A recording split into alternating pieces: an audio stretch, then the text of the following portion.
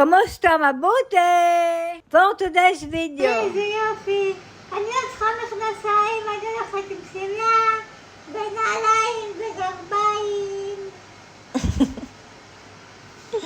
Agang-aga nga ayan ang bumungad sa akin, abay nakabistida si Nilush at parang ang bata na ipinagpapahili sa akin ng kanyang suot na bestida at tingnan ko daw at ang ganda daw ng kanyang suot. Hindi na daw niya kailangang magsuot ng mignasaim o pants at nakasimla na lamang daw siya o dress, nakachinelas at nakamedyas. Napaka-cute nga ni Nilush sa kanyang suot at akala mo nga'y napaka-inosente at ang isa pa'y bagay nga din sa kanya ang nakabistida. Yun nga lamang ay baka kabagin dahil bukas kasang ilalim. Damit niya daw yun ng kanyang kabataan pa at sari-sari nga ang naiisip ni Nilush at ay nga nagpalit na ng damit at meron namang biyabit na payong. Matatawa ka na nga lamang talaga sa mga pinagagagawa ni Nilush at payong daw yan ng Sini o Chinese. Madami nga ding iba't ibang klase ng payong si Nilush at yung iba nga ay sa sobrang tagal na ay naging kalansay na at nawalan na ng cover. At yung ibang payong nga ay kahit tadyang na lamang ang natitira ay ayaw pa ding ipatapon ni Nilush at pwede pa daw yun at aayusin niya.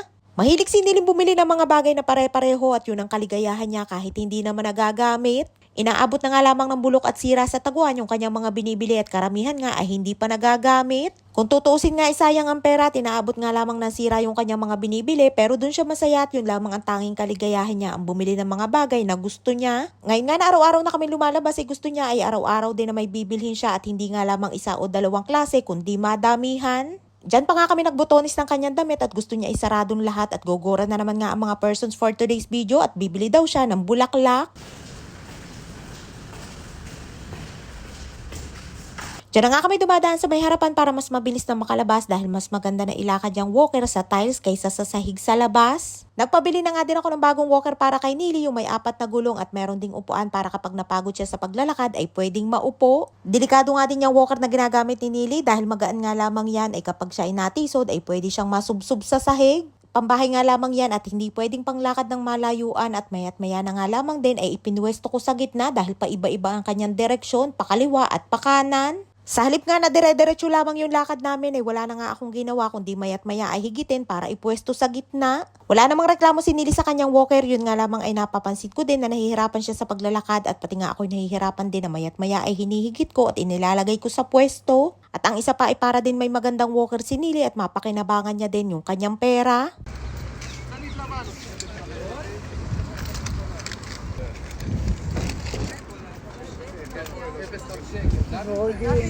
At ang gaganda ng mga bulaklak at dahil maaga nga kami lumalabas ay magaganda pa yung aming naaabutan at hindi pa napamimilian. Ang hanap nga ni Nilush ay kulay pink na roses at yan nga ang kanyang napili at kung hindi ako nagkakamali ang kulay na yan ay pink peach. Ang liliit pa nga at hindi pa namumukadkad pero pag inilagay yan sa tubig ay kinabukasan ay bubuka na ang bulaklak niyan. Lahat ngayon ay 20 shekel o nasa 400 pesos ang bawat bundle. Diyan nga napupunta yung kanyang budget ang bumili ng mga bagay na gusto niya at simula nga nung nawala si Lola ay nahiligan niya na ang bumili ng bulaklak linggo-linggo. Nakapwesto sila dyan tuwing araw ng Huwebes at Biyernes at masaya nga din si Nilush kapag nakakabili siya ng bulaklak.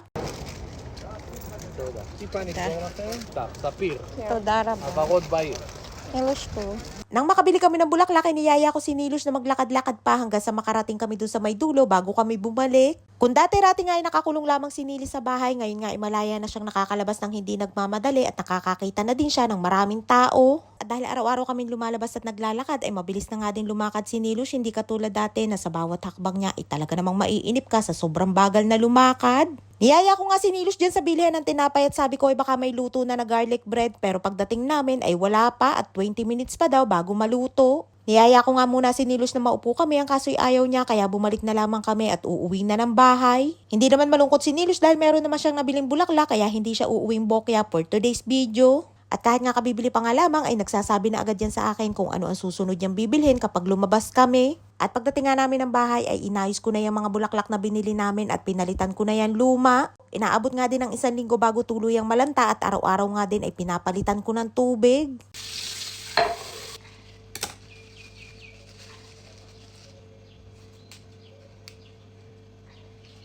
Pinaputulan ko na nga yung dulo ng tangkay dun sa magtitinda at pagdating naman dyan sa bahay ay binawasan ko ng dahon para mas mailagay ng ayos sa base. Isa nga din sa mahilig sa bulaklak kaya ang tiyahin ni Nilush na si Imadora bukod sa bumibili din siya ay madalas din siyang bigyan ng kanyang mga apo at anak lalo na kapag may okasyon. Ilang beses na nga ding niregaluhan ni Imadora si Lola ng halaman na nasa paso, ang kaso ay hindi din naman nagtatagal ng sobra at namamatay din agad. Nakaabang na nga si Nilush doon sa may pintuan at hinihintay niya ako na matapos na maiayos ko ang kanyang mga binili na bulaklak. Siya na nga ang pinaglagay ko kung saan niya gustong ilagay at sa sobrang dami nga ng mga abubot ni Nilush dito sa bahay ay halos wala na ding paglagyan. At ay nga sa dami ng mga nakapatong ay litong-lito si Nilush kung saan niya ipopwesto yung flower vase. Ay siya hanggang dito lamang ating kwento for today's video at maraming po salamat sa inyong support at laging panonood. Mag-ingat po tayong lahat palagi. And please follow and share Aqua Infinity Private Resort and Events Place and please subscribe to my YouTube channel.